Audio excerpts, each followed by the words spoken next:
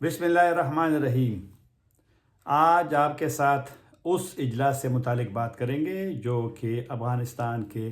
کندہار میں سیکیورٹی کے حوالے سے اجلاس ہوا ہے، اور افغان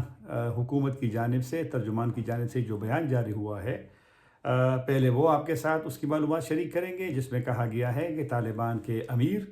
شیخ ہبت اللہ اخنزادہ کی سربراہی میں، قیادت میں جو اجلاس ہوا ہے، اس میں اہم وزراء نے افغانستان کی سیکیورٹی کے حوالے سے رپورٹ پیش کی ہے۔ اور ایک دوسرا نقطہ اسی خبر میں یہ ہے کہ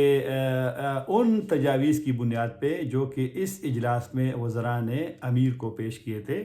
ان کو لازمی ہدایت دی گئی ہے، اور اس میں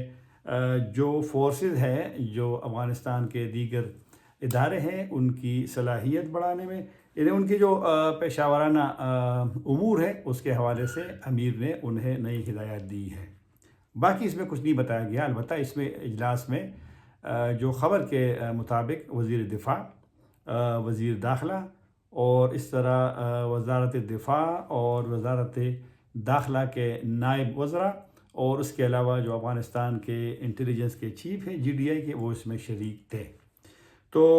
اب اس میں یہ ہے کہ یہ اجلاس اس اجلاس کے بعد ہوا ہے جو کہ نائبین وزارت داخلہ اور وزارت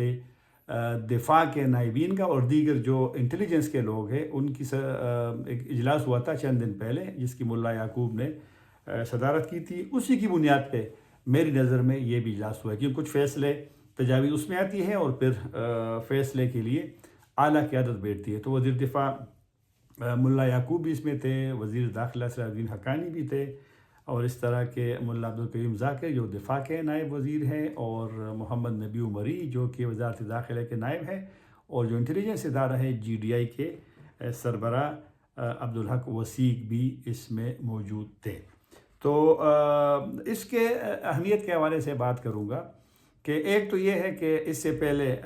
جو اجلاس ہوا تھا ملا یعقوب کی صدارت میں، اس میں نائبین تھے وزارتوں کے،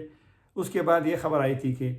سراج الدین حقانی نے اس میں شرکت نہیں کی تھی، اور پھر استعفیٰ کی خبریں بھی ان کی چل گئی تھی۔ تو اصل میں وہ جو نائبین والا ہے، اس میں وزیر دوسرے نہیں جاتے، وزیر کی سربراہی میں تو ہوتا ہے دفاع کے وزیر سیکیورٹی کے حوالے سے، لیکن وزیر دوسرے اس میں نہیں، ماضی میں بھی نہیں گئے، لیکن بہرحال لیکن اس اجلاس سے وہ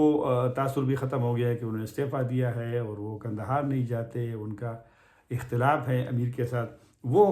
کافی حد تک وہ تاثر بھی ختم ہو گیا، اور وہ خبریں بھی ختم ہو گئی۔ ایک جو مسئلہ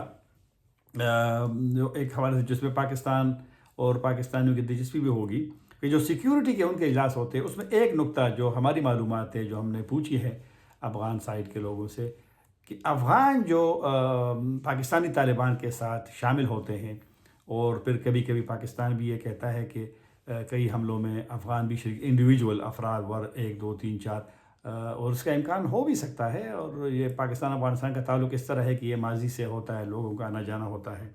ان کو کیسے روکا جائے۔ یہ جو اجلاس سیکیورٹی کے جب بھی افغانستان میں اجلاس ہوتا ہے کہ افغانوں کو کیسے روکا جائے، افغان طالبان کو جو فٹ سولجر ہے یا جو نیچے انہوں نے لڑائی کی ہے، یہ ایک موضوع ہوتا ہے۔ اور آپ کو یاد ہوگا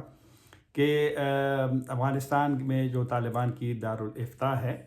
اس نے بہت پہلے ایک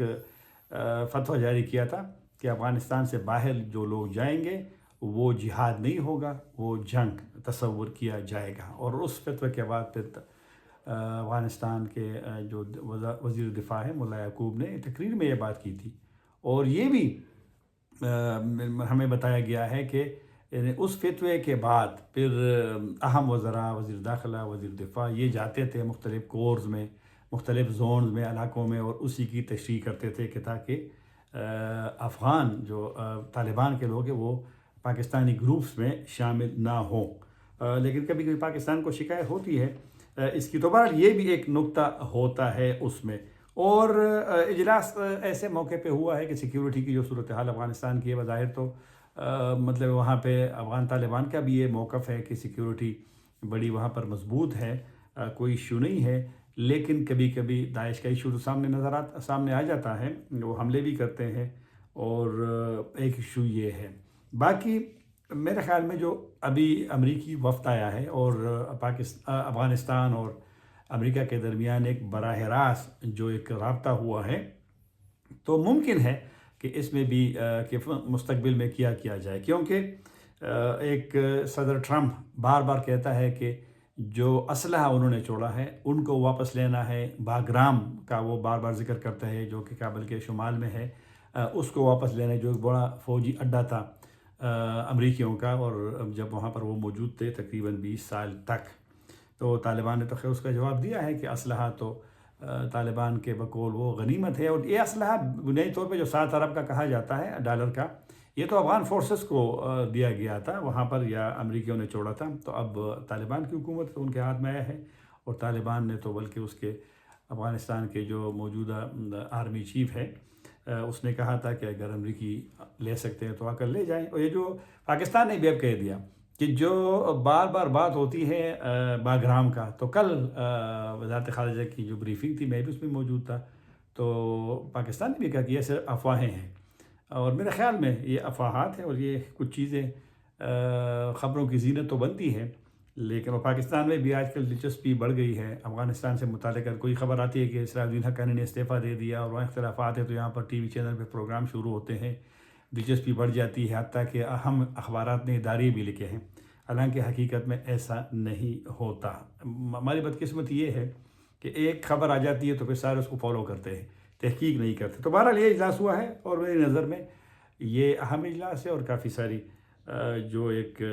تاثرتا اختلاف ہے، اور کوئی وہاں نہیں جا رہا، کوئی یہاں نہیں جا رہا، میرے خیال میں اس کو دور کرنے میں بھی بڑی مدد ملے گی۔